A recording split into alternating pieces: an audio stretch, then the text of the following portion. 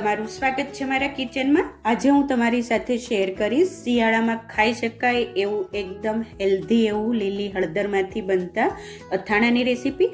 આજે આપણે બે પ્રકારના અથાણા બનાવવાના છીએ। એક તો જે આપણે આથેલી હળદર બનાવીએ શિયાળામાં ખાવા માટે એ બનાવશું, અને બીજું અથાણું જે બનાવવાના છીએ એ આપણે કાચી કેરી, લસણ, મરચાં અને આ બધી વસ્તુમાંથી એકદમ ટેસ્ટી એવું આપણે ક્વિક બની જાય એવું અથાણું બનાવવાના છીએ।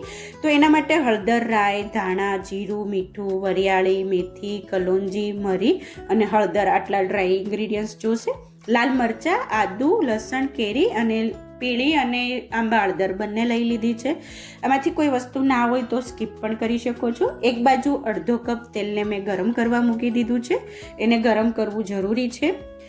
હવે આ બધી વસ્તુને આપણે કટ કરીને રેડી કરી દઈશું। તો એના માટે મેં હળદર 5 થી 6 હળદર લીધી છે, એને છાલ ઉખેડી આવી રીતે રેડી કરી દીધી છે। 3 મેં આંબા હળદર લીધી છે, એને પણ છાલ ઉખેડી રેડી કરી દઈશું। એક ટુકડો આદુનો લીધો છે, અડધી કેરીને આવી રીતે મોટા મોટા પીસીસ કરી લીધા છે, અને 2 લસણના ગાંઠિયાને આવી રીતે કળીઓ રેડી કરી દીધી છે, અંદાજે 15 થી 20 કળીઓ હશે। અને લાલ મરચાંમાંથી 3 મરચાં લીધા હતા, એમાંથી આવી રીતે ક્રોસમાં કટ કરી લીધું છે। હવે આવી રીતે ચોપર લઈ એની અંદર આપણે આ બધી વસ્તુને ક્રશ કરવાની છે। અધકચરી આપણે કટકીઓ બને એવી રીતે કટ કરવાની છે। કેરી, આદુ, હળદર, આંબા હળદર અને લસણ આ બધી વસ્તુને આપણે ચોપરની અંદર એડ કરી દઈશું। 2 થી 3 જ વાર ફેરવવાનું છે, એકદમ પેસ્ટ આપણે નથી બનાવવાની। ખાતી વખતે આ બધા વસ્તુની મોઢામાં ટેસ્ટ આવે, કટકી આવે એવી રીતે આપણે આ વસ્તુને ચોપ કરવાની છે। જો તમારી પાસે ચોપર ના હોય તો તમે ઝીણી ઝીણી કટકીઓ કરી અને આ અથાણું બનાવી શકો છો, પણ આ ખૂબ જ ઝડપથી બની જાય એટલા માટે મેં ચોપરનો યુઝ કર્યો છે। જો આવી રીતે આપણે આ અથાણું બનાવવાનું છે એનું આપણે મિશ્રણ રાખવાનું છે। એક બાઉલની અંદર આપણે બધું ટ્રાન્સફર કરી દઈશું, અને એની અંદર આપણે 3 થી 4 મરચાંને આવી રીતે ક્રોસ કટ કરી એકદમ પતલી એવી એડ કરી દઈશું। તેલ પણ બીજી બાજુ ઠંડુ થઈ ગયું છે, ધુમાડા નીકળે એવું ગરમ કરવાનું, અને પછી એકદમ ઠંડુ થઈ જાય પછી આ તેલને આપણે યુઝ કરવાનું છે।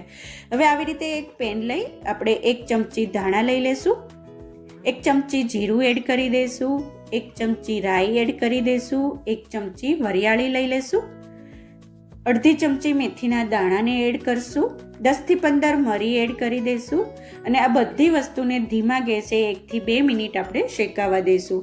લોંગ ટાઈમ માટે અથાણું રાખવા માટે આ બધી વસ્તુને રોસ્ટ કરવી જરૂરી છે। ખૂબ જ ટેસ્ટી એવો મસાલો બનશે। સરસ રીતે શેકાઈ ગયા છે, બ્રાઉન કલર આવી ગયો છે। હવે એક આવી રીતે ખાંડણીની અંદર આપણે ટ્રાન્સફર કરી દઈશું। અધકચરો આપણે આ બધા મસાલાને વાટવાનો છે। હવે એ જ પેનની અંદર આપણે અડધી ચમચી કલોંજી લઈ લઈશું, કલોંજીને એડ કરી દઈશું અને શેકાવા દઈશું। આ કલોંજીથી અથાણું ખૂબ ટેસ્ટી એવું લાગશે। 1 થી 2 મિનિટ રોસ્ટ થઈ જાય એટલે ગેસની ફ્લેમ બંધ કરી દઈશું। આ મસાલા પણ હવે ઠંડા થઈ ગયા છે, એને હવે આપણે ખાંડી અને અધકચરો આપણે એનો ભૂકો કરી નાખશું। તો ફ્રેન્ડ્સ, તમે જોઈ શકો છો કે સરસ રીતે બધા મસાલા વટાઈ ગયા છે। આવી રીતે આપણે અધકચરો પાવડર રાખવાનો છે, ખૂબ જ ટેસ્ટી એવું અથાણું લાગશે। હવે આ મસાલાને આપણે હળદર મરચાંની અંદર જે અથાણાનું મિશ્રણ રેડી કર્યું છે એની અંદર એડ કરી દઈશું। અડધી ચમચી હળદર પાવડર, અડધી ચમચી હિંગ એડ કરી દઈશું, અને 2 ચમચી આપણે મીઠું એડ કરશું, અને અડધી ચમચી જે આપણે કલોંજી શેકીને રાખી છે એડ કરી દઈશું। બધા મસાલાને સરખી રીતે મિક્સ કરી દઈશું। તો ફ્રેન્ડ્સ, આમાં મીઠાનું પ્રમાણ થોડુંક અથાણામાં વધારે હોય છે પ્રિઝર્વેટિવ માટે, અને હજી તેલ ને આ બધી વસ્તુ આવશે એટલે બેલેન્સ થઈ જશે। 1 ચમચી આપણે Kashmiri red chilli powder add કરી દઈશું। સરખી રીતે મિક્સ કરી અને જે આપણે અડધો કપ તેલને ગરમ કરી અને ઠંડુ કરીને રેડી રાખ્યું હતું એ એડ કરી દઈશું। સરખી રીતે અથાણાને મિક્સ કરી દઈશું। 1 લીંબુના રસને નીચવી નાખશું, અથવા તમે 2 ચમચી વિનેગારને પણ એડ કરી શકો છો। તો મેં અહીંયા લીંબુનો રસ એડ કર્યો છે। સરખી રીતે મિક્સ કરી ઢાંકી દઈશું, અને 2 થી 3 કલાક આપણે આ અથાણાને સેટ થવા દઈશું। તો ફ્રેન્ડ્સ, આવી રીતે અથાણું બનાવશું, ખૂબ જ ટેસ્ટી એવું અથાણું બનશે। આમાંથી તમને મરચાં, કેરી કે લસણ કંઈ પણ તમારે સ્કીપ કરવું હોય તો કરી શકો છો। પીળી હળદર, આંબા હળદરની ક્વોન્ટિટી તમે વધારી શકો છો। હવે 2-3 કલાક પછી આપણે અથાણાને એક એરટાઇટ બરણીમાં, ક્લીન કરેલી બરણીમાં ભરી દઈશું, અને આ અથાણાને લોંગ ટાઈમ માટે તમે 2 થી 3 મહિના માટે યુઝ કરી શકો છો। ફ્રીજમાં રાખવાનું, 2-3 દિવસ પછી આ અથાણું છે એ એકદમ સરસ રીતે સેટ થઈ જશે. હવે આપણે આથેલી હળદર અને મરચાંનું અથાણું બનાવશું. તો ફ્રેન્ડ્સ, શિયાળામાં મોસ્ટલી બધા આથેલી હળદર, આથેલા મરચાં બનાવતા હોય છે. આજે આપણે આથેલા મરચાં અને હળદર બંનેને જોડે બનાવશું. આવી રીતે મરચાંમાંથી બિયાનો ભાગ કાઢી અને લાંબી લાંબી ચીરીઓ કરી લેશું. આંબા હળદર લીધેલી છે એને છાલ ઉખેડી આવી રીતે પાણીમાં મૂકી દઈશું. આ હળદરને આપણે પાણીમાં મૂકવી જરૂરી છે, નહીંતર કાળી પડી જશે. હવે પીળી હળદરને પણ છાલ ઉખેડી અને એને પણ પાણીની અંદર એડ કરી દઈશું. મેં 4 ટુકડા પીળી હળદરના લીધા છે અને 6 થી 7 ટુકડા આંબા હળદરના લીધા છે. તમે તમારી ચોઈસ પ્રમાણે બંને હળદરનું માપ ઓછું વધારે કરી શકો છો. આવી રીતે રાઉન્ડ કટ કરી લેશું, સર્કલ કટ કરી અને આપણે બાઉલની અંદર એડ કરી દઈશું. મરચાંને પણ બાઉલની અંદર એડ કરી દીધા છે. 1 ચમચી મીઠું એડ કરી દઈશું. અત્યારે અહીંયા મીઠુંનું પ્રમાણ પણ વધારે રાખવાનું છે. 1 લીંબુનો રસ નીચવી દઈશું. મોટું લીંબુ હતું, જો તમારી પાસે નાના લીંબુ હોય તો 2 લીંબુના રસ નીચવી સરખી રીતે મિક્સ કરી દઈશું અને 1 કલાક માટે આપણે આને ઢાંકી અને થોડીક વાર માટે લીંબુ અને મીઠું હળદર મરચાંની અંદર ચડી જાય ત્યાં સુધી સેટ થવા દઈશું. હવે આ અથાણું લોંગ ટાઈમ માટે રહે એના માટે લીંબુની આપણે 2 થી 3 સ્લાઇસ કરી લઈશું.